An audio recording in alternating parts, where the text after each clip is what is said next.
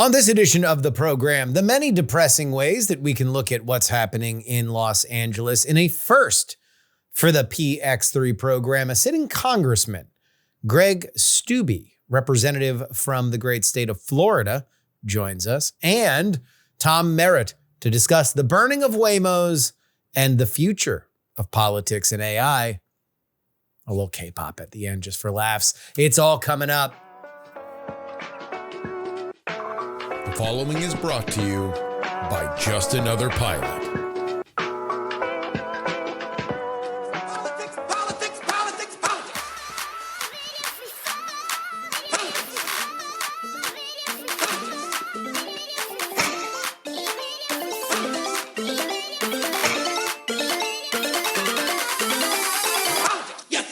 Hello and welcome everybody to the Politics program for June 11th, 2025. Your old pal Justin Robert Young joining you from Austin, Texas. We got a hell of a show here for you. Many fun special guests, including a sitting congressman and starting pitcher for the congressional baseball game. We're going to get a little inside, behind the scenes peek on the reconciliation process and a right-wing perspective on what we are going to talk about in our monologue, which is, of course, the unrest in Los Angeles. So where do we begin? I'm going to go in three different buckets here, all right? I'm going to go issues, then I'm going to go people, then I'm going to go politicians. It's a Neapolitan, but just know that I like chocolate and vanilla more than I like strawberry. It's going to be one of those Neapolitans where there's just a strawberry thing on the end, because I'm not in love with how our politicians are behaving in this scenario, and we'll get to them. But first, let's talk about what started all of this, of course, and that is ICE raids, Immigrations and Customs Enforcement raids in Los Angeles. One of the things that we've said on this show for a very long time is that when Donald Trump won, and you win on the promise of the largest deportation effort in American history, a few things then become inevitable. Number one, if you want to be the largest, you got to have the highest numbers. Number two, when you start deporting people at those numbers, you are eventually going to get sympathetic people. Now, I was surprised that we started to draw the line with people like Kilmar Abrego Garcia, despite the fact that getting shipped to El Salvador was a very novel way to deal with this problem. Because what I assumed was that the flashpoint for issues like this would come when somebody who is extraordinarily sympathetic, the abuela who has run a beloved store or restaurant, being dragged out while her entire family, who are legal citizens, cry, weep, yell, blah, blah, blah. I thought it was going to be something like that. A mother in handcuffs in front of her child. Instead, we have gotten to this point where you have probably the closest thing that we're going to get to it. And that is ICE raids that have begun happening in places where people are more sympathetic to the fact that they should not expect an ICE raid.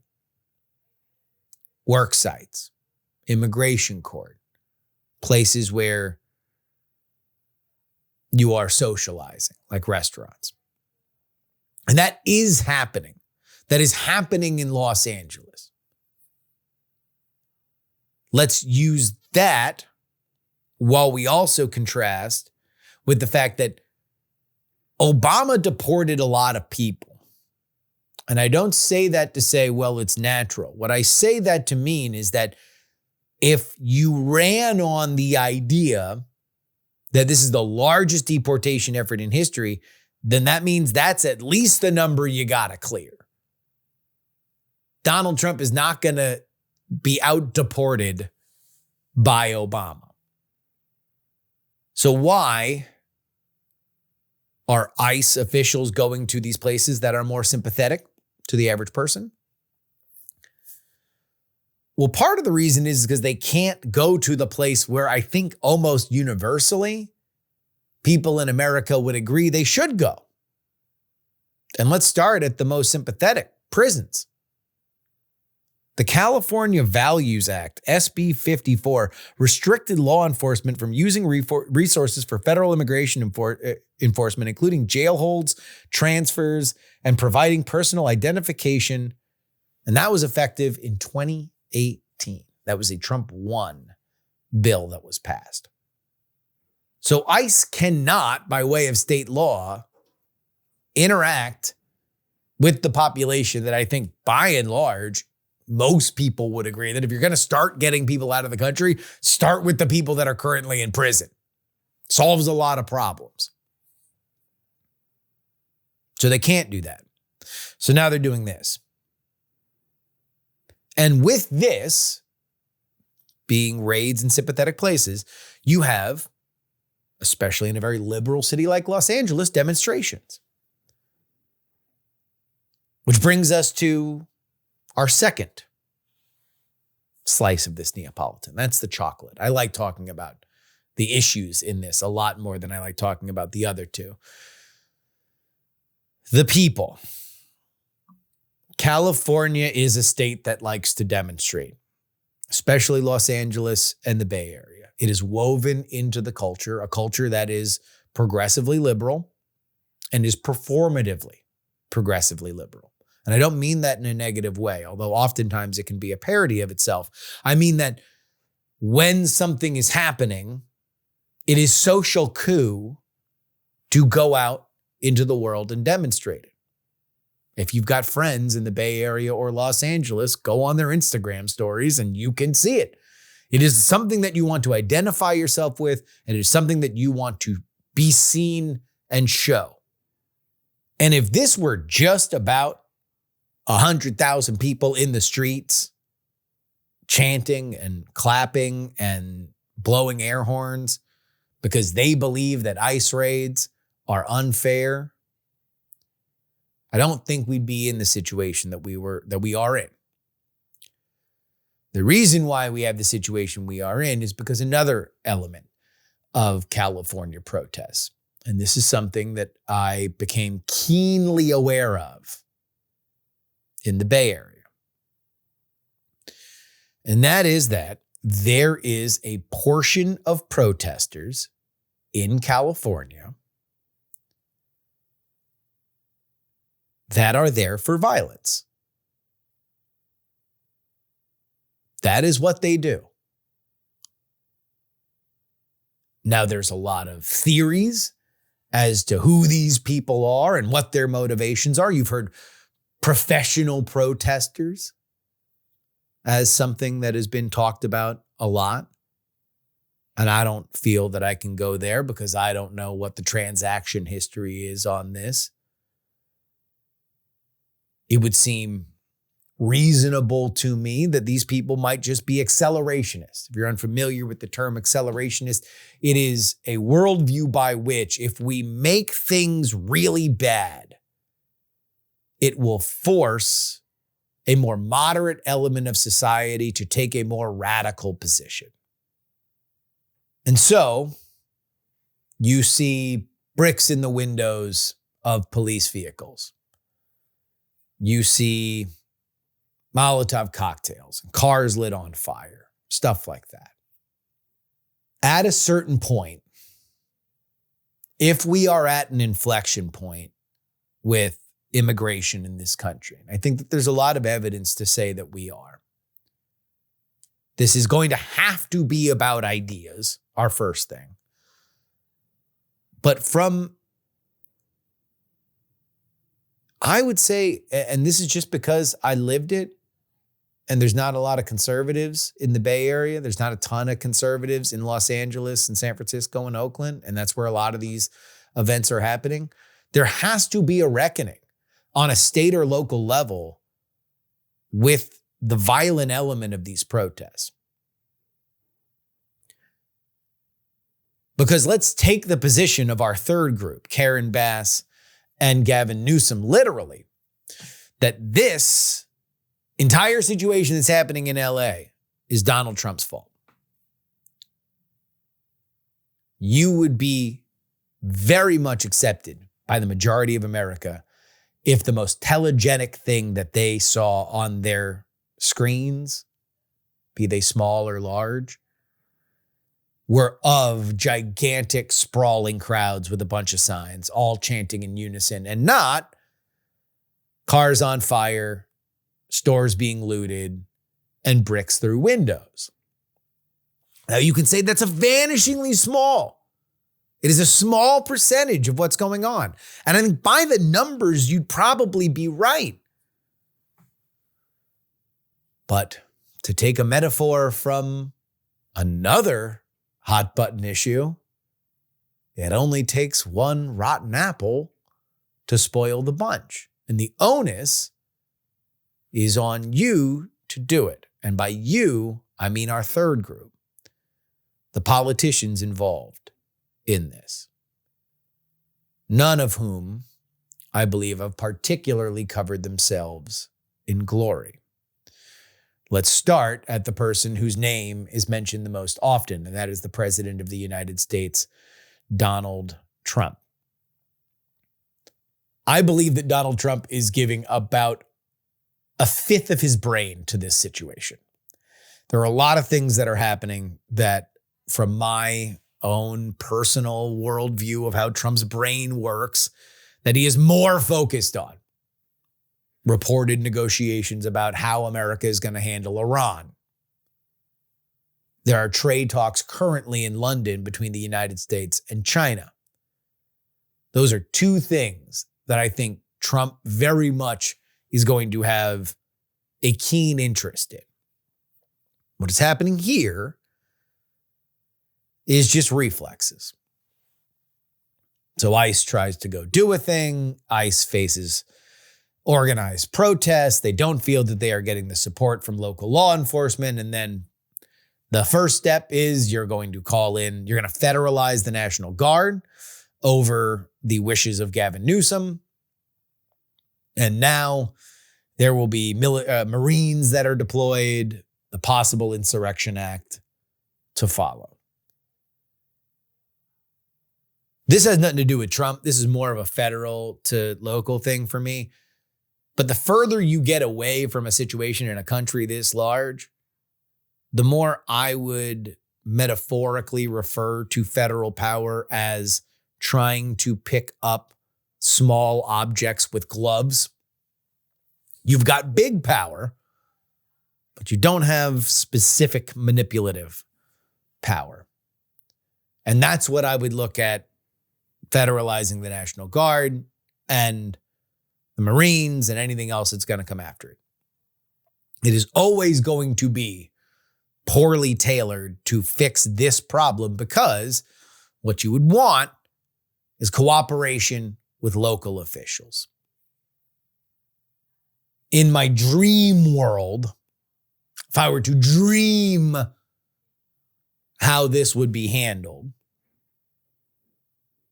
Donald Trump would either be forcing Karen Bass and Gavin Newsom to sit down with them as he came out to California, or he would be calling them to DC so he could hash out they could all be in the same place, and they would have to walk out of a door and say, this is what we are doing.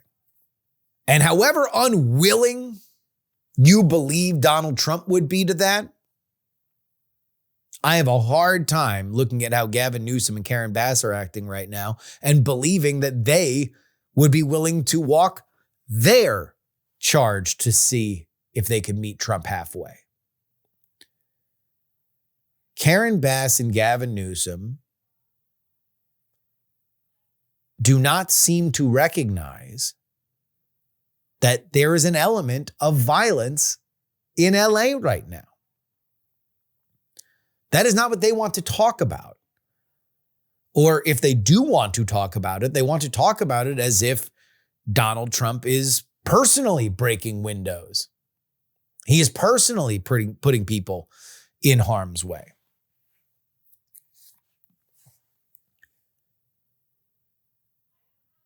Gavin Newsom telling Tom Homan, arrest me, is, I can't tell you how unserious. That's ridiculous. You are the governor of the free state of California. You are the fourth largest economy in the world. And I'm not saying anything to embarrass him. I'm repeating the things that Gavin Newsom has said repeatedly. There is no problem that California cannot solve within California unless this is the problem. As for Karen Bass, she's just kind of an echo to this. But ultimately, she's the one that theoretically would be the most on top of it, because the closest person to this problem has the fastest ability to do it. And ultimately, what you would want is a uniform reaction that whether or not they can agree on when and where the ICE raids are happening, you can agree that the violence is bad. And we're not even close to agreeing on that. I said during our Sunday edition of this program that I have a hard time believing this is good for the Democratic brand. And I made the mistake of believing that the violence was going to be contained to the weekend. Now, I have to wonder, from a liberal Democratic perspective, was anything learned by 2020? Like, go back and look at those moments of civil unrest. Vast majority peaceful, but an undeniable violent element. I thought that the lesson that was learned from the left side of our country, from the Democratic Party, was, yeah, get out there, protest, make your voice heard, but we don't want the fiery but mostly peaceful part of that. That turned out to be bad. We didn't like that.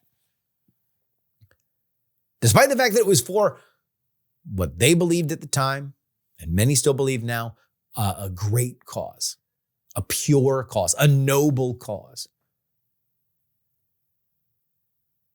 And I don't think anybody that is out there with a sign or even, posting things on their Instagram stories believes that this is not a noble cause. But you're not doing yourself any good when you stick your head in the sand with the violent activity. They're always going to be the most telegenic. They're always going to be the images that people remember forever. And so what I see is extraordinarily unfortunate. And I hope that one day we can live to see adults in the room that can deal with situations like this in a way that makes us proud.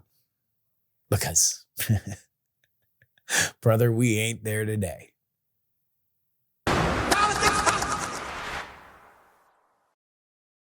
It is my honor to welcome Congressman Greg Steube to the program. Not only is he going to play a big role, has played a big role in the One Big Beautiful Bill, but also in the congressional baseball game. We will get to any and all of those topics, but first, thank you so much for joining us, Congressman. Yeah, thanks for having me. Good to see you. Well, let's start with something that is very much in the news, and that is the unrest in California. What are your thoughts on everything that is happening currently? Well, my thoughts are finally we have a president and an administration that's actually for law and order and making sure that our cities aren't destroyed by far left progressive activists. So I'm encouraged to see that the president's taking such an active role in this type of thing and trying to get safety and security. Remember, these are 12 million illegals that Joe Biden allowed to come into our country, over 396 known terrorists, over 50,000 Chinese Communist Party individuals. Chinese Communist Party is the number one national security threat to the United States.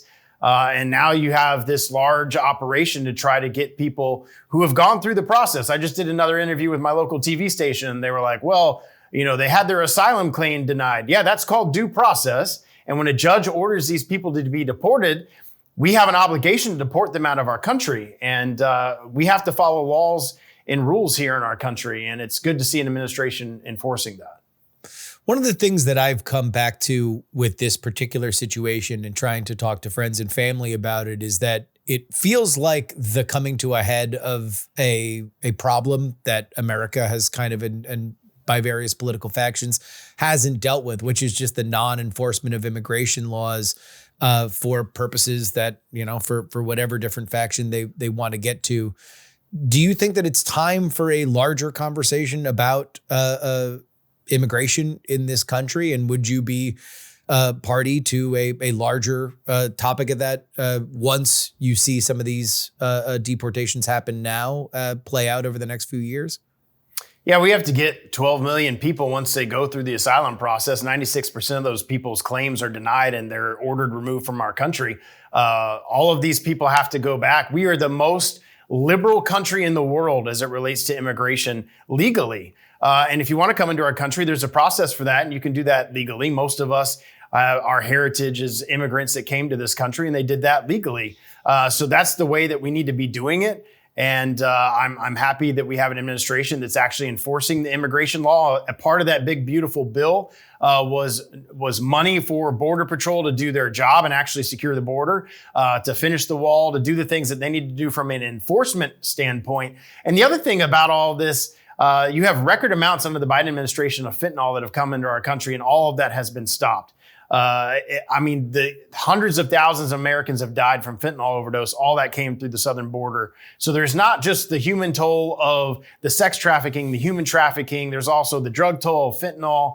And we addressed a lot of that in getting additional dollars to Border Patrol in the big, beautiful bill. I'm glad you brought that up because you played a big role in that on the House side, being on the Ways and Means Committee.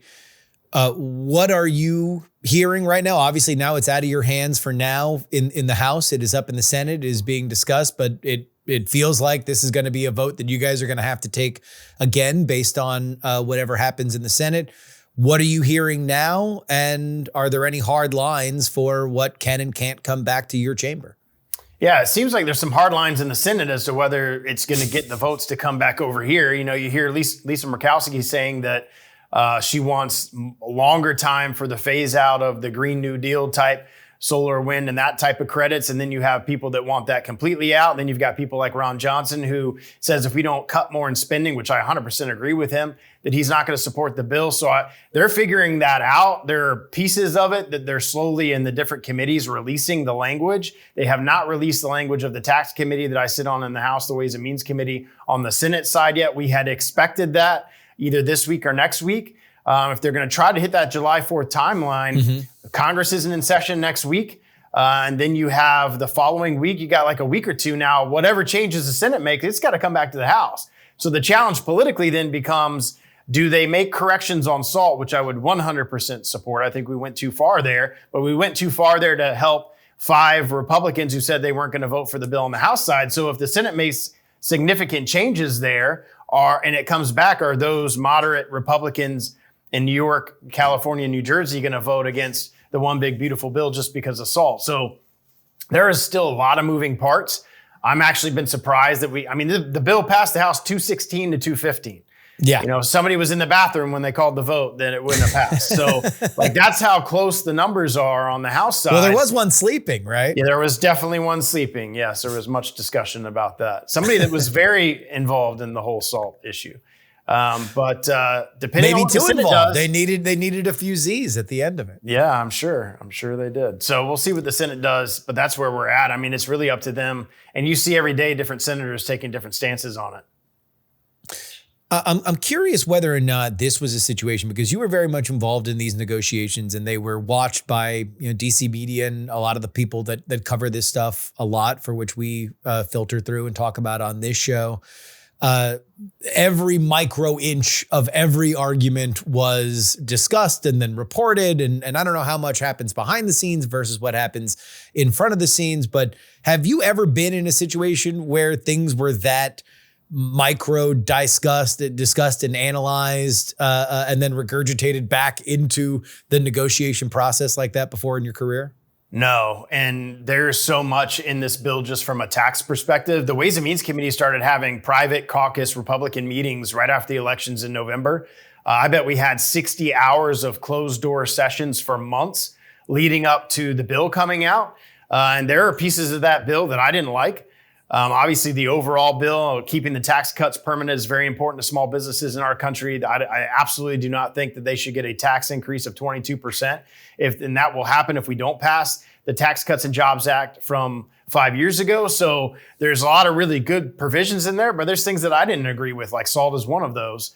Keeping all of the different Green New Deal type IRA credits, I didn't agree with that, but overall, I supported it because of all the great things that are in the bill. We discussed that for months behind closed doors. So I assume now that the Senate's doing that, what they should have been doing is having those same meetings along the time that we were, so they kind of knew where they were going to be when we popped out of the bill. But I don't think that's happening. Obviously, they're having a lot of closed door meetings over there, and they're going to have to figure out where they're at pretty soon. At least next week, they're going to have to start pushing that out, and then they'll have votes on the floor. There has been discussion from some of the members of your chamber that there were elements of this bill that they did not know about, that they had not read, some of the AI provisions, for example. Speaker Johnson was on the Sunday shows this week saying what you had just said, that these were conversations that had been happening for months and months and months beforehand. What do you say to the idea that people voted for a bill that they had not read and that now they have a hard line in the sand that they didn't have before? Yeah, I mean, it's our obligation in Congress to read what we're voting on. My recollection, it was only like 380 pages, which is a lot better than the 2,800 pages that Pelosi used to drop on us hours before a vote, where it's like not humanly possible to get through all of that. There's going to be provisions in a big bill like that that members don't agree with. And you have to kind of decide based on your district and where you are philosophically as to whether you want to support the overall package. But each of the individual committees, so I can speak to the tax portions because I was on Ways and Means, but if you're in those different committees that dealt with pieces of the bill, then obviously you knew exactly what was going into that prior to. So I don't know if those members were on those different committees that dealt with those issues, but it's our obligation to know what we're voting on beforehand, even if it's a short period of time. Now, one of the things that the speaker did do, which I do not agree with, is putting that up for the floor vote after they changed. So there was all this discussion in the Budget Committee to try to get support for different parameters. Then it went to the Rules Committee, and they did what's called a manager's amendment. And then in less than 3 days, which we should have 3 days to read the bill, we obviously voted on it. So I do not agree with that. We should have had the time required under our rules that they waived in the manager's amendment, oh, by the way, to be able to obviously have the requisite time required by the rules to go over all of that. But that's why we have staff. That's why we have committee staff. That's why it's our responsibility to know what we're voting on. But to try to pick I could pick a whole bunch of little things in there that I don't like. But we're trying to get the president a win. We're trying to get his agenda and the tax package through the process. And again, that's the biggest thing for me. Small businesses in America thrives off small businesses. If they get a 22% increase in taxes, our economy is going to see tremendous downward growth because of the hit on small businesses. Because think about that. If you're a small business and now your overhead's increased by 22%, what do you got to do? You got to either cut employees, or you got to make tough decisions on how you're allocating dollars, and that's going to have a detrimental impact on the economy as a whole. So that is something we have to deliver to the American people. There are things in there, obviously, I don't agree with philosophically, but the overall package for the president and what he supports has to get done by the end of the year.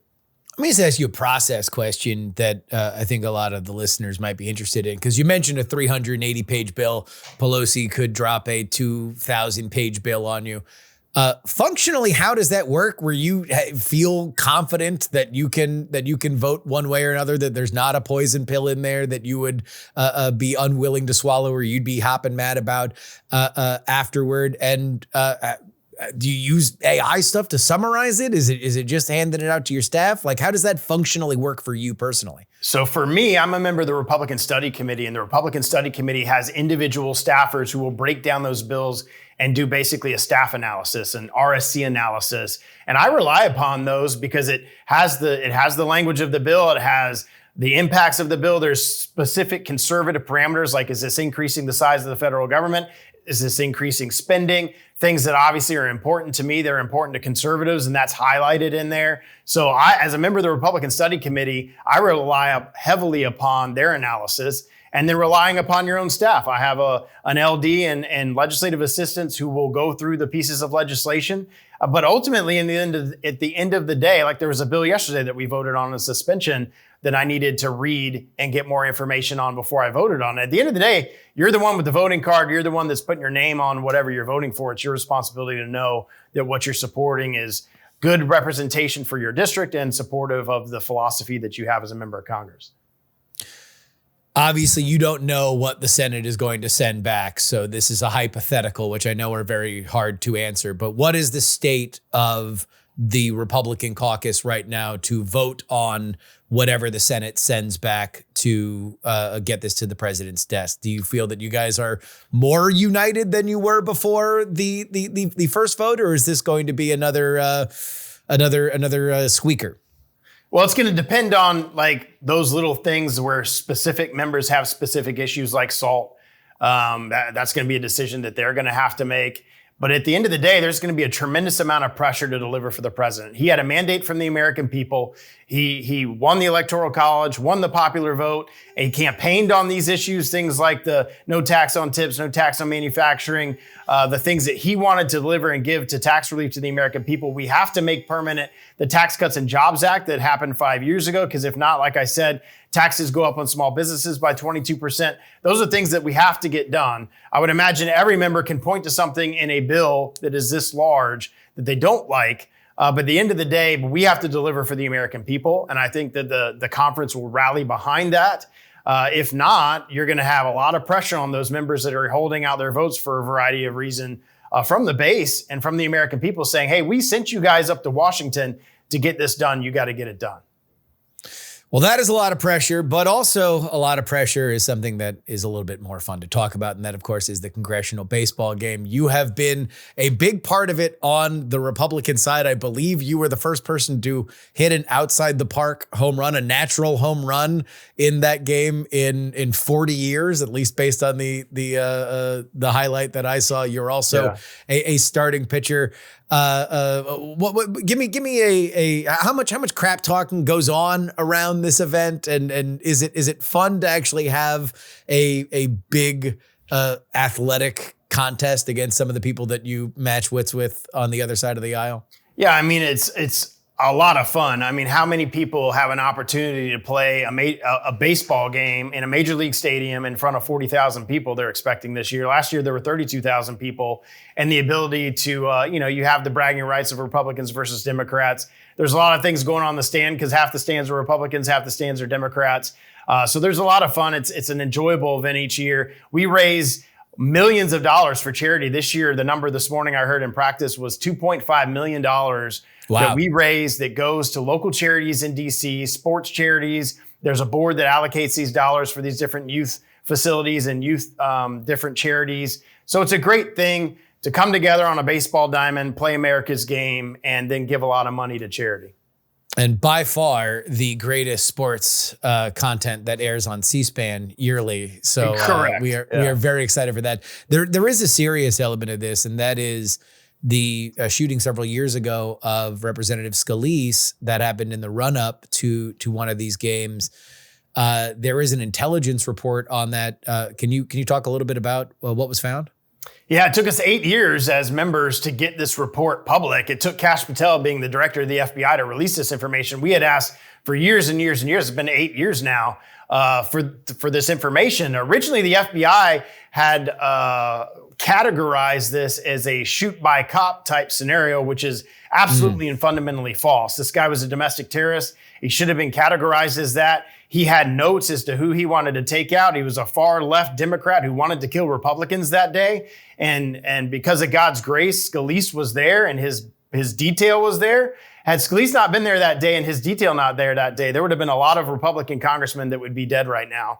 And thanks for their heroism, they saved everybody that was there that day. But there were 5 individuals that were shot. 2 of those were the officers who responded to a domestic terrorist who wanted to kill Republicans that day. And Andrew McCabe, who was the acting director of the FBI at the time, obviously didn't want that type of information out in the public square. So they made it classified, which it should never have been classified. This was a criminal act by a deranged domestic terrorist who wanted to kill Republicans that day, but they wanted to keep as much of the information secret as possible. So what do you do if you're the FBI? You classify it and make it classified so you can hide behind the classification. Oh, it's classified, we can't talk about it, even after the investigation. So we released a report that details all of this, that details how the evidentiary findings obviously supported a domestic terrorist. And they refused to do that. They didn't interview people who were actually on the field that day. I mean, basic law enforcement functions that they didn't do. And now we've made a lot of that public. There's still some things that are classified, but the majority of that is now public. Thanks to Kash Patel. And thanks to Republican members of Congress saying, hey, it's been 8 years. We've been asking for this to be declassified so the American people can actually know what happened on the field that day. And the bottom line was you had a far left extreme Democrat who wanted to kill Republicans and who was a domestic terrorist. And thankfully, Scalise's detail was there that day and were able to put the threat down. And thankfully, all of the members of the Republican congressional baseball team that were there that day are still alive to talk about it. Why was that not made public during the first Trump administration? Yeah, that's a great question. I don't know. I mean, you had Andrew McCabe that was still part of the FBI, I think, at that point. You had Comey, who was still part of the FBI at that point. So there was still the deep state, obviously very active in what was going on. So that's a great question, but I'm just glad that we have the information out before the American people now. I'm realizing now that I should have asked this question before I got to the fun side of the congressional baseball game. So I'm going to artlessly segue back to the fun side of it. Can you give me an example of a good-natured trash talk that you might have between you and your Democratic colleagues out there on the field? Yeah, I mean, I'm never one of those guys. I let my ability on the field speak for itself. But I will say, after Kat Kammick mowed down a Democrat at home plate, there was a conversation between myself and the catcher. So, but for the most part, I'm not one of those guys. There are quite a few of those out there. Like who talks the most trash? Who talks the most trash? Definitely Tim Burchett on our side is very good at that, and he's got a lot of friends on the Democrat side, so they have fun with it. So they go back and forth. You are the starting pitcher, right? Yeah. So you'll see me tomorrow night, 7:00, first pitch. You can watch it live on Fox Sports or on C-SPAN. How long have you been the starting pitcher for the game? I think this is my 5th game, either 5th or 6th game, because we didn't have a game in 2020. I got elected in 18, sworn in in 19, so I think this is my 5th. What is your favorite part about playing this congressional baseball game?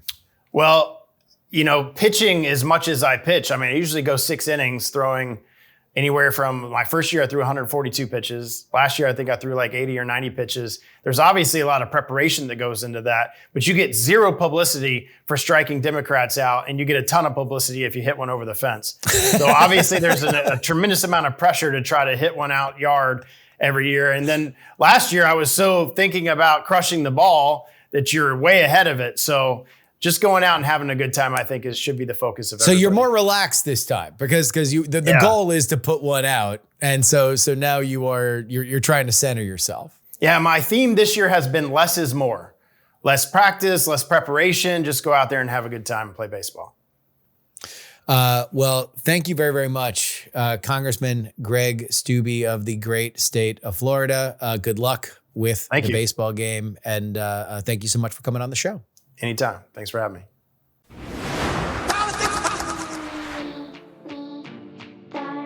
This is your update brought to you by TakePoliticsSeriously.com. It's where you get 2 bonus episodes of this show each and every week.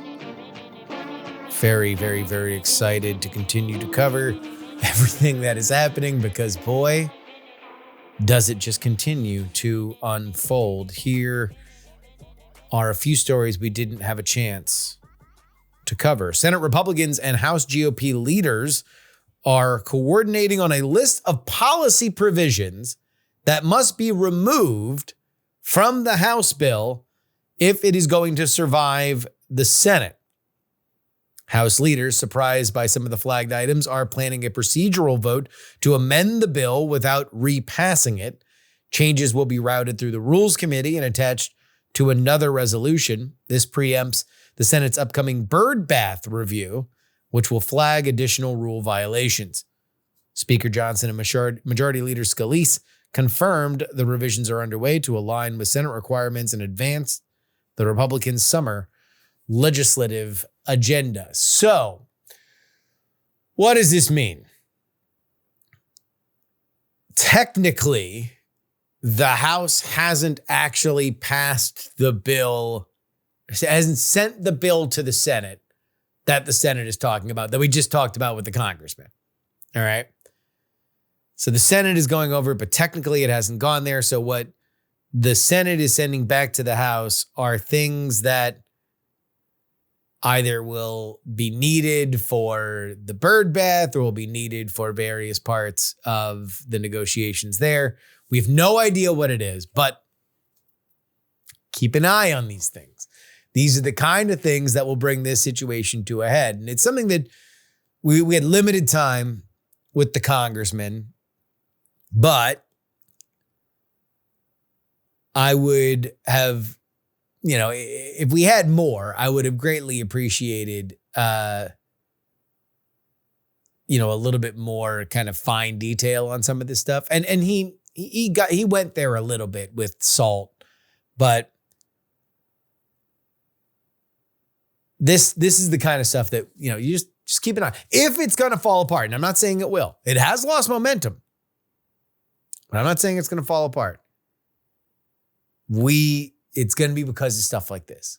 There are conversations that are being had in the Senate that I am guaranteeing you the House won't like. So this is what I'm guessing.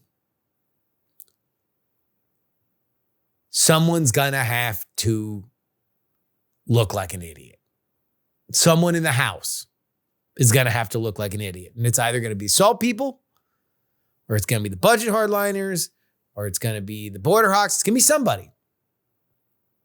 I think it's probably going to be SALT. But SALT's going to have to really figure out if they are about this life. Are they actually going to tank the one big beautiful bill if they get less of what they want from SALT? We'll see.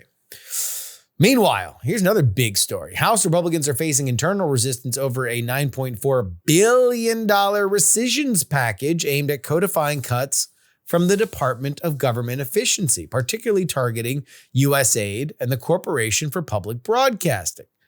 Around 10 GOP lawmakers have voiced concerns, fearing that the bill undermines Congress's funding authority and negatively impacts constituents, especially in rural areas. Cuts to CPB, NPR, and PBS are especially controversial, with some moderates pushing back despite conservative pressure. Speaker Mike Johnson is pushing for a vote, but with Democrats united in opposition. I've heard rumors that maybe one or two would fall to the GOP side, but still, it's pretty much all the Democrats that are not for this. Republican leaders can only afford 3 defections if the Democrats say solid. Some lawmakers are withholding public positions, awaiting clarifications on specifics like PEPFAR. Representative Don Bacon signaled support. This is somebody who has distanced himself from Trump in recent days. He signaled support after learning that PEPFAR's cuts spared medical services. This is one of the USAID programs. Still, public broadcasting and foreign aid cuts remain sticking points. With no recent precedent for such a package, Republicans acknowledge this is a test case as Johnson plans more DOJ-based rescission efforts going forward.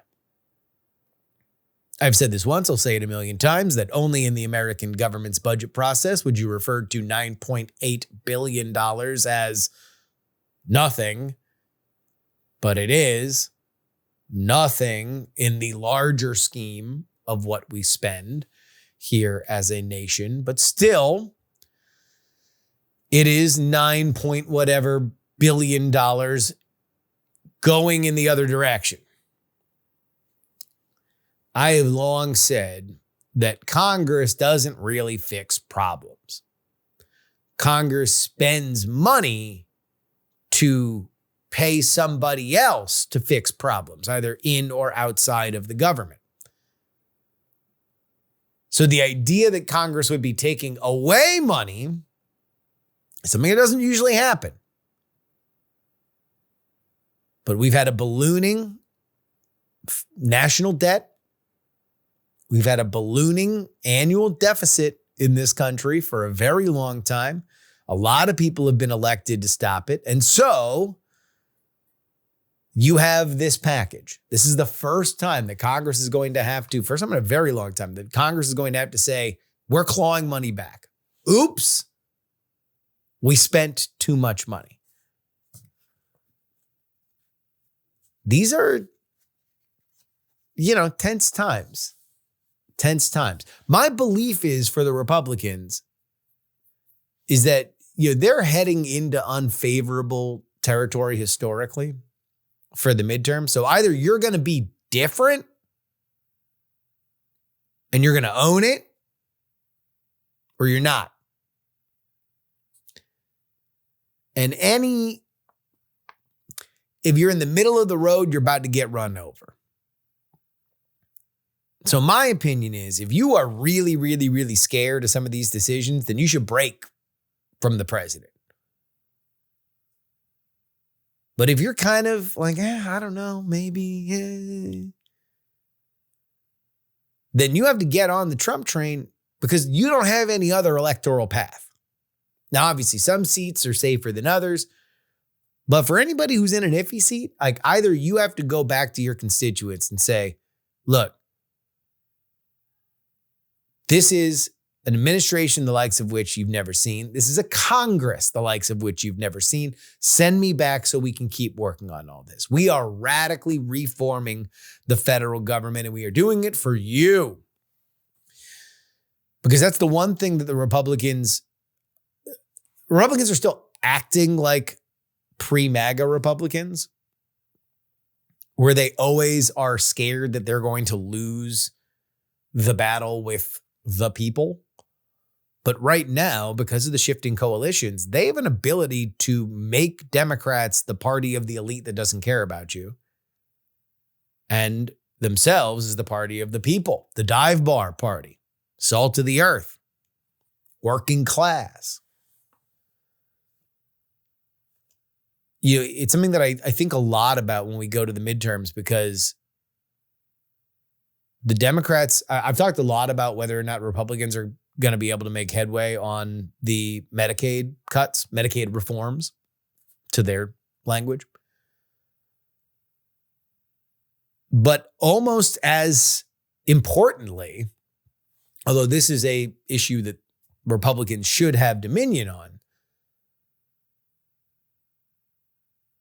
the idea that Democrats might be impotent when they say things like Republicans are just giving tax cuts to the rich, that's something that you really need to look at, in my opinion. That's something you really need to internalize if you're a Republican congressman. The only way out is through. And either they embrace the MAGA identity or they don't.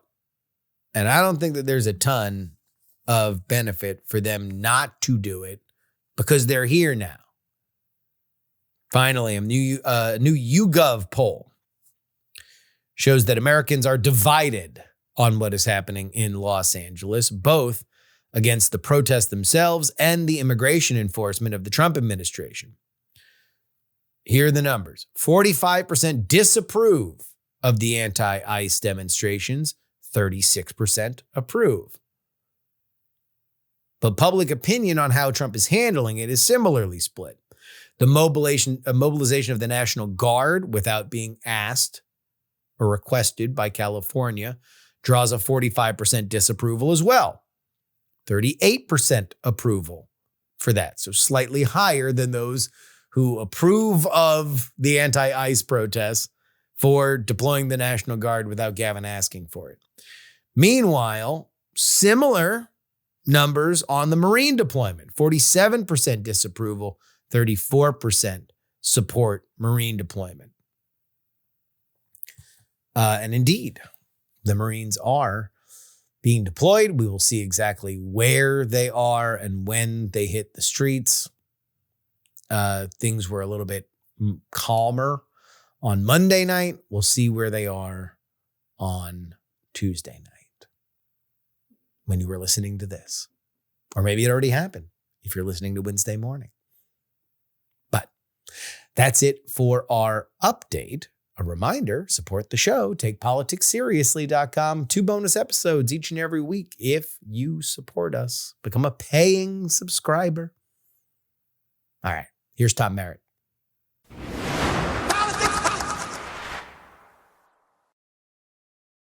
I would like to welcome always a voice who's treasured on this program. Whenever he comes on, we always just feel the warm and fuzzies, and that is, of course, our UK correspondent, a voice in the world of K-pop and tech, the one and only Tom Merritt, Daily Tech News Show's own. How you doing, buddy? Hey, man, you are one of the best in the biz at making a guest feel welcome. Thank you for having me. All right. I want to talk to you because of the big visuals that has so far come out of the Los Angeles unrest are the lighting, the defacing and ignition of Waymo vehicles. And I want to do just kind of a broad thing. We're gonna talk about kind of why this happened, but let's start here. What are Waymos? Sure. Yeah. If anybody doesn't know what a Waymo is exactly, it's an autonomous vehicle. And when I say that, it's not like an autonomous vehicle. Like, I have been driving down the highway in Los Angeles and passed a car that had no one in it. Mm-hmm. They drive without safety drivers. They drive in a limited area of Los Angeles, mostly downtown and a few adjacent neighborhoods, but they are a taxi service that doesn't have drivers, and you can get on your app, you can call one and it'll show up, you get in and it takes you where you want to go, and then you get out. Are they a profitable company? Are they a successful company? They were started as part of Alphabet, which is Google's parent company. So they spun out of a Google research thing. They're still owned by Alphabet, but they're a separate company from Google. I doubt they're going to be profitable for a while. They are really in the proving the business model, proving the technology stage. But they are in multiple different cities, right? Yeah, they are in test mode in a bunch of cities. San Francisco has them. Austin has them. I think Atlanta has them. And you are seeing them operated in different ways. In Los Angeles, you use the Waymo app to call it. In other cities, I think Austin is one of these, they partner with Uber so that you can call a Waymo through Uber the way you would call a normal human-driven car.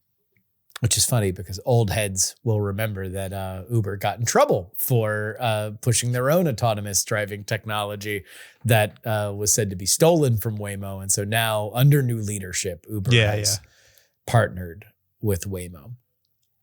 So this seems pretty far away from the issues that are being protested right now. However you would look to slice them, these are autonomous vehicles. In fact, it is the absence of somebody, regardless of their immigration status, that is what makes them special. So why do we think that they were lit on fire during these protests? Yeah, there's a few different theories floating around out there.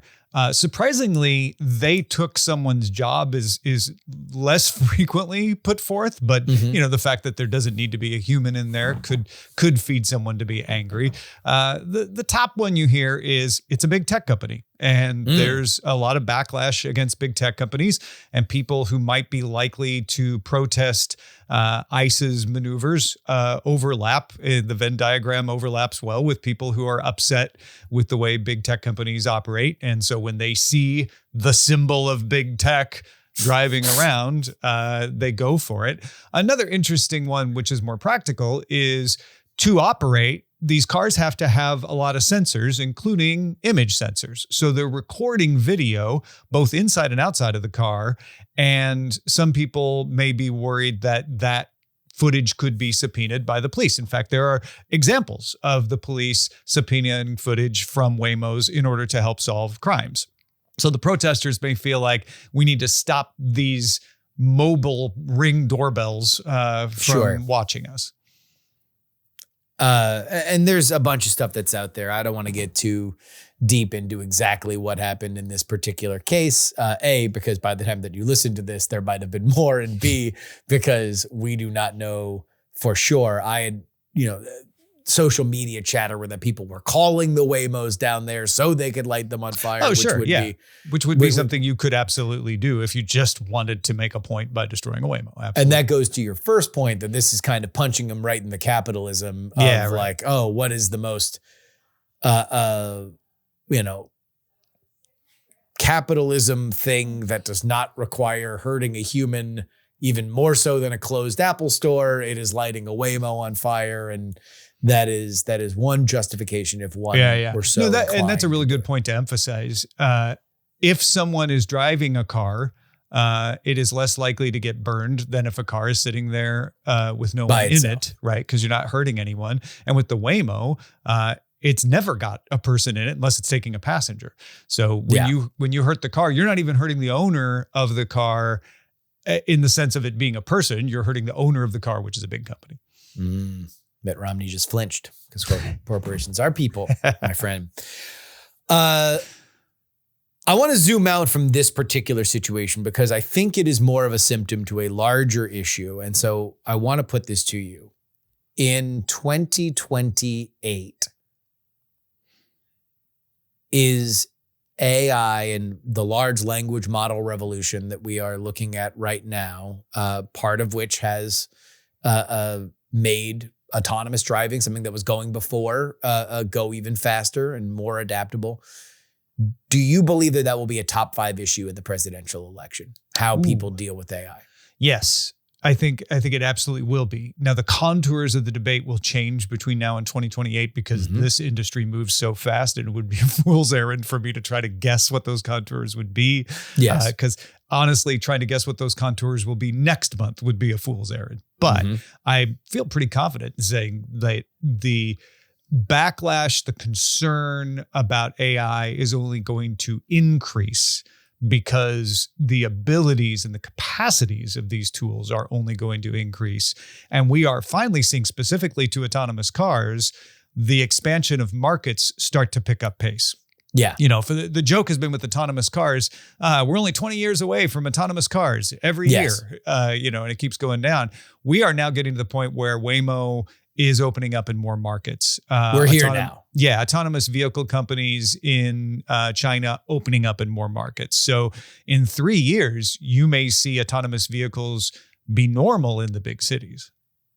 Which, of course, then leads to, we already have certain cars like Teslas that have, what they call full self-driving. I don't want to get into that debate right now. But in general, you have a lot of vehicles that have done heightened versions of assisted driving to the point where they are advertising that you can take your hands off the wheel, which is another step forward. You have to wonder whether or not, for example, like my daughter who is 9 months old, will she learn to drive, quote unquote, in the way that I learned to drive, or will that be still just a relic of like, oh, well, you need to learn how to take over emergency mode on your car. That's what you need to learn. But you really don't need to, 10 and 2 hands on the wheel, blah, blah, blah, blah, blah. Would it be a hobbyist thing or a rural thing? Oh, if you're going out in the country, if you're going to go hiking, if you're a farmer, maybe you need to know how to drive a car because you're in areas that aren't as well mapped or serviced or whatever.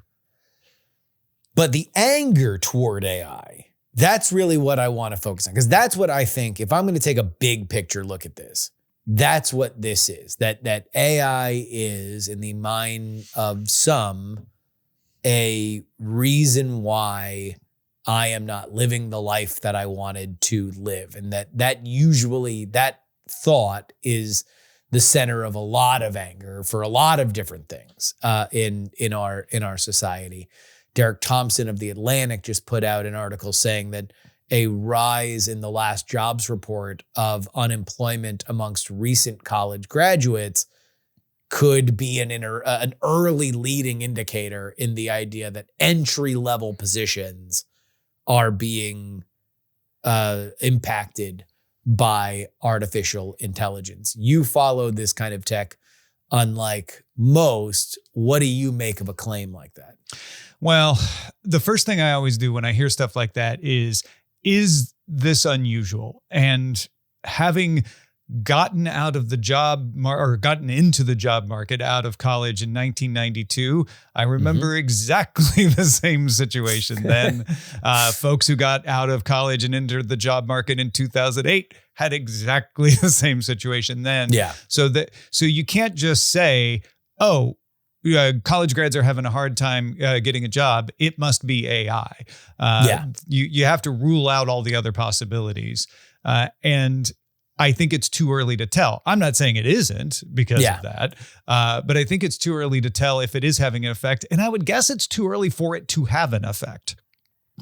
I would guess so too. Yeah, like that claim seemed a little over the skis. I think Thompson is an interesting thinker, but I think he had a little bit more of his writer's cap on than his like bet my life on it cap on when that one went out. In that,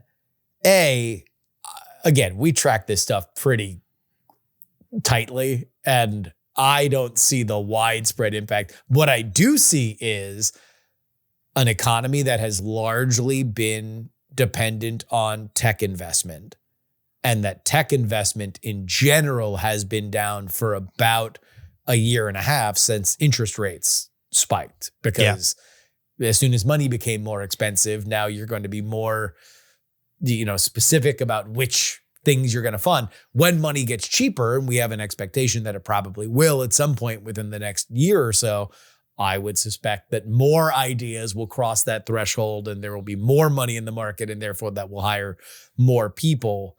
Now, what those skills are, that's to me the biggest question, is like, are you going to be hired faster because of your prompt skills than just having a get up and go attitude from the right college?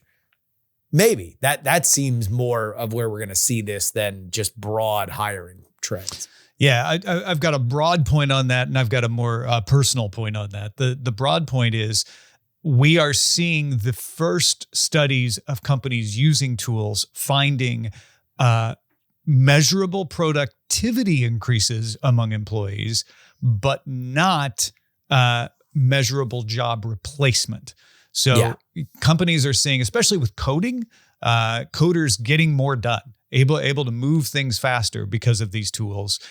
Companies who have said, we're going to get rid of this whole department have backtracked and said, as a matter of fact, we moved a little too fast on getting rid of the whole department. We're going to have to hire some people back. So the tools aren't perfect for replacing things in some cases, or we don't really know how to use them perfectly yet in order to do those things. So I think we're a little early on that.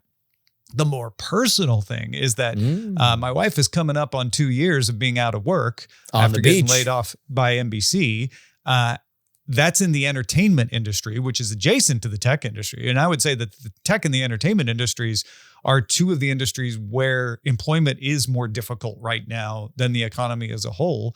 And what she's doing is taking some classes to brush up on AI. And a lot of the interviews that she gets are for working with a company that's working with AI. So on the one hand, she's doing the smart thing and saying, you know what, I need to learn what this is all about because it's a skill I need to deploy. And on the other hand, it's showing that if you're going to get a job, it might end up being with a company that does this. And that is, to take a little bit of a sidetrack in terms of the world of entertainment and tech, we have now seen two gigantic behemoths in the entertainment field, both NBC Universal and then this week Warner Brothers Discovery, that has said, which just by the size of their names, these have already been a bunch of companies that have tied themselves together to survive the oncoming tide. Now they are splitting with legacy technology, cable technology on one side that is being left kind of out into the cold Serengeti wilderness to see whatever is going to gobble them up. And then the streaming side, which is what these companies believe is the future, that's there. But a lot of that, I mean, that is the intersection. You have to wonder whether or not, I don't think tech and entertainment are necessarily going to be the same thing, but I don't know if there's going to be an entertainment company that's not on some level a tech company. Oh yeah. To borrow a phrase from Netflix, which said, we want to become HBO before HBO becomes us. I think that is happening on a wider scale. Netflix and Amazon, and to a certain extent, Apple, are among the biggest entertainment companies right now, in addition to the other things that they do. And you see that, Sony is a tech company, has been for a long time. You see that Comcast is trying to push a lot of technical innovation in the areas that it can. And it's also starting to make some minor acquisitions here and there. I'll be curious to see if they expand on that. Also really interesting to see Warner Brothers Discovery not just separate strictly on, well, the cable companies are going to go over here and the streaming companies go over here, which is what Comcast did, but put Discovery Plus, which is a streaming service, into the cable company spin out, because it doesn't have the growth. It doesn't have, it's profitable, but it's a niche audience. And so, I think you're looking at companies saying, like, wherever there's growth, wherever the new technology is taking us, that's where we need to go. But one of the things that I think all these companies are on the lookout for, to get us back to our main topic, is how AI is going to affect it, not only from the point of view of advancing technology, but certainly there's a lot of anxiety in the entertainment world on what AI is going to do. There was a gigantic writer strike and actor strike that put AI at the center of things. I will say, from whispers that I have heard from knowledgeable sources, that AI in Hollywood is not unlike, Heidi Fleiss back in the 90s. Nobody wants to say that they are working with the famous Hollywood madam. And yet, if that black book were just to be made public and you were to look at some of the top names in AI and who they're talking to in Hollywood, you would be shocked at the people that are very stridently anti-AI that have been dabbling on the side, because they believe there is going to be a future here. But the anxiety is what I want to focus on, because that's what I think could be politically relevant. I believe that AI demonization, and I don't mean that to say that AI shouldn't be demonized. I'm saying that as a political strategy is going to be something that we see on a mainstream level, both in these midterms and then in this presidential term. Do you think that I'm off base here? No, man. I think that is a fine tradition of politics, to take whatever the new scary thing is and use concerns and fears about it to your advantage. AI is the biggest, newest scary thing. And as we talked about earlier, is tied into a wider backlash against big tech. Tech companies, to my chagrin, have gone from being niche things that people were like, ooh, look at what they're doing, to Standard Oil, right? They are the biggest companies in the world, and no one ever likes the biggest companies in the world. So there's an anti-capitalist, let's hate the big companies because they're the ones who are at fault, tied in with, and they're also all doing AI. If you are a politician and you don't have a strategy for how to address that to your audience, you're going to lose.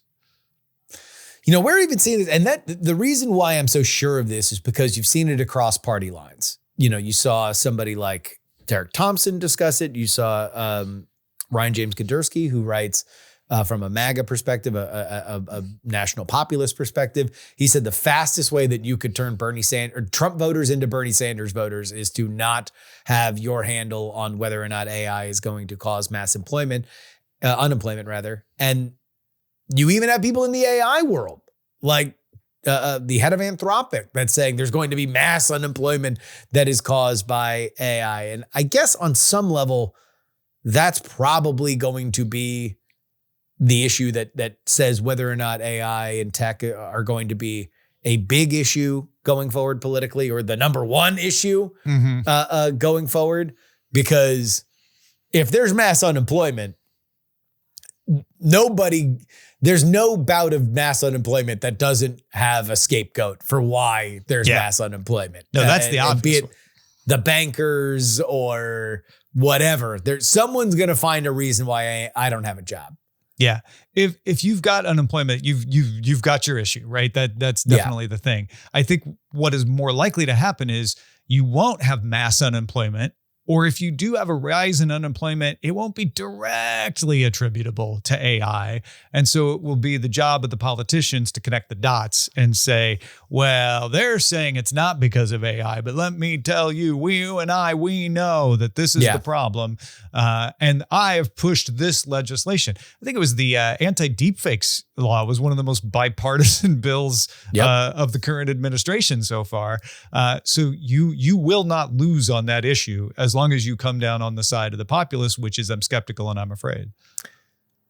Are you surprised that did sail? I mean, because we're kind of old, crusty internet barnacles at this point, but that seemed like a law that back in the day in the like Stop SOPA, PIPA world, like this would be like Cory Doctorow would make it his entire personality, and there'd be a huge swath of the internet that would be like, yes, it's an unsavory thing that they are pointing to in the way that child pornography is the justification for why you want to restrict the internet, but a law about creating fake naked versions of high school girls is only going to be a chilling law for free speech. And yet it sailed. There was like no organized opposition to it. And I think it's very emblematic of the different perception of technology that made that happen. In the Stop PIPA, SOPA, CESPA, FESTA, all of those movements. Whatever. There's been so many. We've been around this block a lot. Technology was positive for most people. Yeah. They were like, the internet is helping us. I use the internet and I use technology to do my own thing that the man doesn't want me to do. That was the spirit of the internet from the 90s into the 2000s, right? And so when government wanted to do something to technology, it was probably bad, right? Yes. And I think there were problems with those laws that were logically there. But that's not why most people oppose them. Most people oppose them because government wants to stop me from getting around their gatekeeping using the internet. That's not where the internet is anymore. Internet's mainstream. Everybody uses the internet. Internet is under control of big tech companies. Big tech companies want to stop me from doing things because they control the internet. And so government stepping in to stop the big tech companies from doing something harmful is more popular than it used to be. I guess it's just familiarity. In fact, that was one of the things that I've been wrapping my head around and trying to understand both culturally and then from that politically, the AI backlash is that this is the first time in my life from my perspective, although the more I tend to grok it, the more I think that this is, it's turtles all the way down. Yeah, right. Is like, this is a backlash from technologists against technology. If you are an internet person that spends all your time online and your friends are online and your closest people that you've met in high school you knew on Discord, you are anti-AI on a fundamental level. And it's like, oh, I'm so into technology. I'm so into all this stuff, except for here. Yeah. Here and no further, as Captain Picard once said. Yeah, it is, I think, possibly a symptom of the aging of the technology audience, right? Yeah. I think it's pretty normal for a cohort, a generation, however you want to define it, to love all the things that were new when they were young. Yeah. And start to resist having to adopt newer things as they get older. So I think what surprises me most is not that people are resisting AI. I would expect the older you are, the more likely you are to go like, nah, I loved those new things, but this one, that seems a problem. It's the young folks that are resisting AI too, which makes it really interesting. To me, that's the fascinating thing is like, I know a bunch of people that are old because now I'm old, and the old people are like, confusing, but can I learn how to use it? Yeah. Like they're the old people in my life are like, if I can figure out Facebook, like I can figure this out. Like, I don't know, whatever. I like iPads. Like they're tickled by technology. So it's like, that's not where the resistance is coming from. It's not this damn new music. Knock it off. My ears are hurting. I learned all the things youth. I want to learn. Yeah. And I wonder if it's because the youth grew up with technology and they're not impressed. So it's not that it can do something, which is where the olds are. The olds are like, ooh, another cool new technology that can do something. That's what we grew up with. And the youth are like, yeah, technology is always bad. It's been bad my whole life, all 17 years of it. That's what I grew up learning, is that technology manipulates you and makes you compare yourself to others in unreasonable ways. And this is just a newer, bigger way to do that. Exactly. And that's what I talk to all my friends on Discord about all night. Yeah, because it's not, I think probably the problem is that we define technology as a thing, whereas technology isn't a thing anymore. Technology is the world. Yeah. And this is just a specifically manipulative. Yeah. So there's no disconnect world. between I talk to my friends on Discord. Discord is a tool that is okay for most, whereas AI, that is a tool that's not okay for some. Yeah. I think it's going to be loud. I wonder exactly how loud. And it's one of the issues that I know for sure is coming, but I don't know which party is going to take advantage of it. I don't know what kind. I know a populist politician would be most likely to take it on. But then again, I could also see it landing pretty cleanly on an anti-monopolist line like Josh Hawley on the Republican side or Elizabeth Warren on the Democratic side, that these companies, new though they might be, are going to gain too much in power.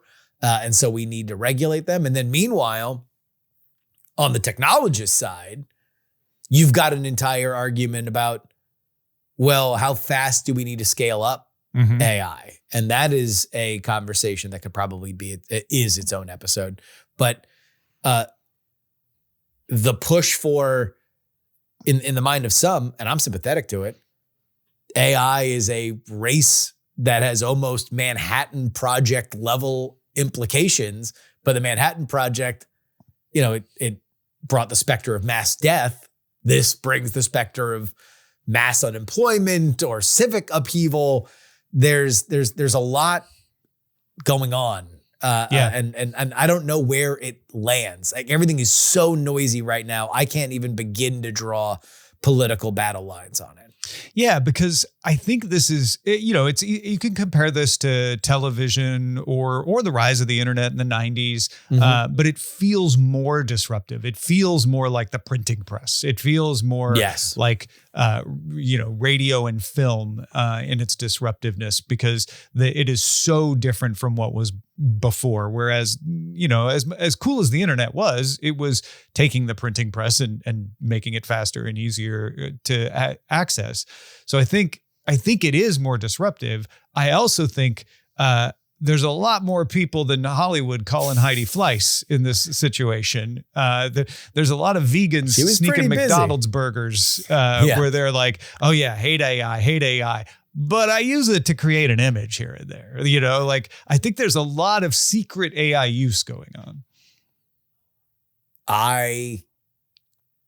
Without betraying confidences, I will tell you there are people in the entertainment world that will sign every pledge that are when the doors are closed, they understand that they are tracking it. I wouldn't say that they are in mass use, but they are tracking it for when they can deploy it. And there are a lot of artists who are understanding exactly how powerful I think there's a lot of teenagers who are telling their dad they hate AI and then with the VPN on in their private room, maybe just, sampling a little something in a ChatGPT briefly and then feeling guilty about it later. Yeah. The one thing that I think is probably about to age out is the AI is all hype argument. Mm-hmm. I feel like that one lost. Because we're starting to see the limits and then understand what it can do, right? I think it was AI is all hype because people were holding it to an unreasonable standard of like, well, it's not AGI yet. And I'm like, well, sure, it's not yet. But I think people are starting to understand like, oh, it is really good at some things. And so, yeah, I think that's starting to. Well, and we've been on enough of a heater where like once every 3 months, there's a thing where you're like, damn. Now like, it can do that. It can do that. Yeah. So I think that argument is kind of lost. The other stuff, the existential stuff, I think we are now center stage for it. Yeah. And I think it has become a litmus test in a lot of cases, and we're seeing that. I'm curious how long that lasts or if it shifts. Like, LLMs are not going to be the only AI we use. By 2028, there will be lots of other tools and LLMs will be old fashioned. At that point, does it become nuanced? We're like, well, LLMs are fine. The big problem is whatever the next deep learning neural network product is. Yeah. I think in general, LLMs will always be with us in the same way that, the next steps beyond IRC are still with us. I mean, right. but they become IRC as we remember they become it. Uncontroversial because they're like, well, they're just built into other things that it's like, Exactly. okay, so now it's like Twitch chat and Discord are two of the biggest technologies that are most relevant. Guess what they're built on? Like IRC, the concepts of IRC that made chat rooms so popular back in the 90s. That's what it is. I think we're always going to have an element of LLMs. It's just whether or not we call it that, whether or not we just understand that this is just a part of our framework. You're starting to see that with the agentic AI stuff where people are I'm starting to see people like, well, a chatbot's fine, but having an agent go out and do something, that's where I draw my line. Oh, there's going to be a lot of lines drawn and undrawn. They erased and redrawn and yeah. We're on our way there. We can't let you go without talking to you about your charge for this program covering the United Kingdom. They just love electing prime ministers and hating them, huh? Like that's like their favorite thing to do out there. It's like this prime minister sucks. Here's a new prime minister. This prime minister sucks. Yeah, I mean, and they're different from other countries in what way? Like, yeah, no, absolutely. Keir Starmer became the least popular person in the United Kingdom the minute he moved into number 10. Yeah. What is the ticking clock for something to change over there? It feels like, at least from my, hearing it from a broad vantage point, which is mostly when GBTV, books me to be on their show and then cancels me after I sit there for a half hour. Not bitter, but it seems like there is a rise in the Reform Party and specifically Nigel Farage, although they seem to have their own problems. Would there be something recent, on the more recent timetable where that would happen, or are we still a couple of years away? I think it's hard to tell, and it feels a couple of years away to me. I think what Farage is realizing is there's a bit of a populist wave happening in Europe, and you're seeing that in Germany, you're seeing that in Poland, and he's like, hey, maybe I can catch that wave. Let me see what I can stir up there. So I don't know how much of a wave he can catch in the UK. There's always been populist sentiment. That's why UKIP was as popular as it was. That's why UK was able to get the referendum passed to leave the EU. To Brexit. Yeah, I don't know that he's got as much of a wave this time because people's dissatisfaction isn't with the same things that it was back then. You took away the EU as the boogeyman. Yeah. So, and I don't know that, I hate to say this because I'm not sure. I'm not sure how much immigration is a concern. It is a concern in the UK. I don't think it's as much a concern as it used to be. I mean, for whatever it is, didn't Keir Starmer just come out with like a harsher line on immigration like but 2 weeks ago. That's what I mean. It's like it used to be more divisive. And it seems like something where you can't make up as much ground. So there is more of an absorption into these points.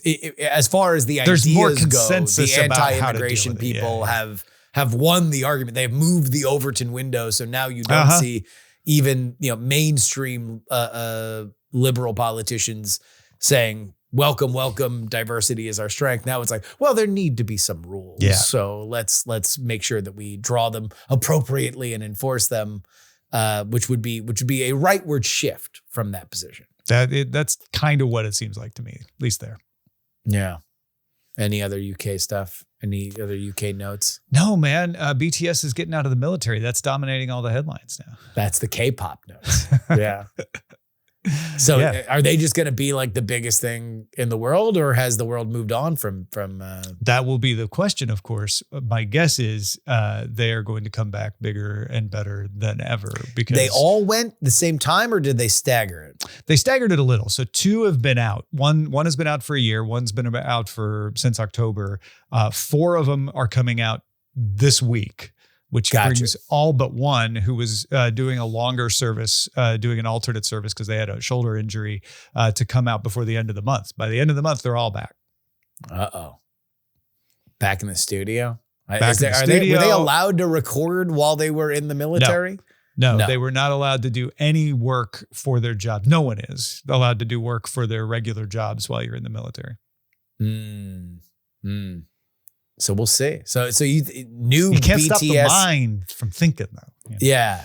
New BTS music by the end of the year then? Oh, yeah, absolutely. In fact, I wouldn't be shocked if there was a track this month. And then new album and a tour. Especially since some of them are out. So you could lay down tracks and then just have places to punch in, right out of and right off the base, just hit the studio, say, oh yeah, and congratulations, we're all together again. And they planned a lot of this in advance, so I wouldn't be shocked if some of them laid out tracks before they even went in. All right. Well, we will keep an eye on that. For your K-pop beat reporting, your UK beat reporting, and of course, for technology. While K-pop and the United Kingdom sometime weave their way into Daily Tech News Show, it is indeed a Daily Tech News Show. And you guys have a new format that is available for people. We have talk about the format. Two new flavors. If you are like, I need the technology news explained and I need it done in 30 minutes, that's Daily Tech News Show. We call it the briefing sometimes to distinguish it.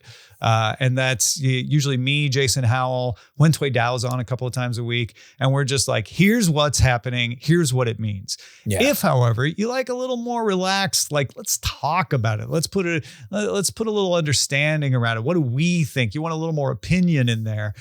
We do a live stream every day, DTNS Live. And that's where you'll find Justin showing up.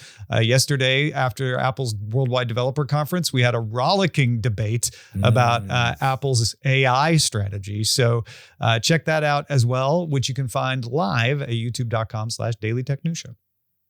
All right. Yeah, I was spicy, man. Yeah, it was good. I'm scared. I'm scared for Apple. I don't think, I don't know. You aren't the only one. I saw like 10 think pieces this morning that were like, oh yeah, Justin said that yesterday. Yeah, I feel like I saw more negative sentiment about Apple today than I have from like people that normally, maybe not defend it, but will always be on the side of like, hey, look, slow and steady wins the race. They still have the best in class phone. They still have the best in class laptops and tablets. There's, but for whatever reason, you want to know what I think what triggered people beyond the AI stuff, which is the thing that I'm most interested in. And that's what scares me about their long-term future. It was swiping down their liquid glass.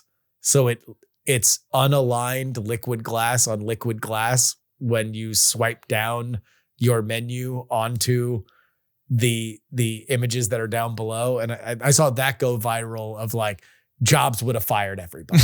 Like, that is ugly. Yeah. It's all the execution, and that execution was not as pretty as we are used to. No. All right. Tom, thank you so much. Thank you, man. Good to talk to you.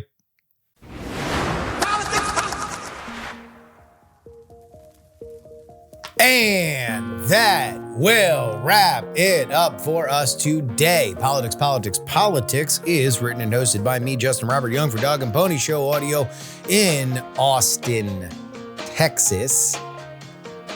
We are produced by the great and powerful Will Saddleberg. You can send me an email, theyoungamerican@gmail.com. I want to thank our guests, Congressman Greg Steube. And good luck to him and everybody who is playing in the congressional baseball game. As well as Tom Merritt. Please check him out, Daily Tech News Show, and everything else that he does. If you would like to see clips of the show, you can follow us. TikTok, Justin R. Young, and our YouTube is Politics, Politics, Politics. Get full video episodes of the program as well as our shorts there. The only way that you can get our bonus content is takepoliticsseriously.com. Paying members get 2 bonus episodes each and every week. It's $3 a week, but it's $12 a month. That's how they bill it. But I like $3 a week because it's a cup of coffee. In fact, it's a cheap cup of coffee these days. Holy moly. I don't think you can get a cup of black coffee for under $3 in this town. I'm getting older and older every day. Anyway, 2 bonus episodes each and every week if you do that. If you sign up at our Fighting Founders tier. People don't like founders, though. Keep them coming. We need names. It's the people that get their names read at the end of each and every show, and we read them right now. L3PO, Peepaw, Scott, Middle-Aged Mike, Tom, Sarah, Jeannie, Jeremy, Pro Idiot, Chiller Tomatoes. Oh, yeah, it's Adam. Neil, AB Puppy, Just Another Pilot, Dr. Whiskey, Michael, Fat Tony's PJs from New York, Will, The Borge B, Matthew, Matt, Andrew, Edwin, Sam, Andrew, Phil, Edison, Devon, Paul, a dog named Truckers, Gloria, my mom, Jerry, Trucker, John, Berkeley, Steven, and Zombie Doc. You want your name read at the end of the show? One place to do it. TakePoliticsSeriously.com. Thank you to everybody who does that, by the way. Like, I'm not kidding. The inception of that tier and everybody who supports at that tier actually makes the whole business possible. Like, thank you to everybody who gives us a dime. But that tier and Just Another Pilot who sponsors everything up top, like, that's the real work. That's where the baby gets fed.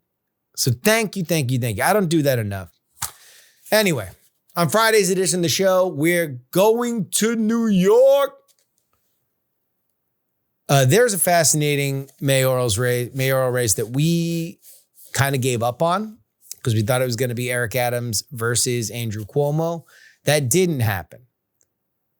But what we are seeing is a very, very, very well-run tactical campaign from a Democratic socialist, Zohran Mamdani,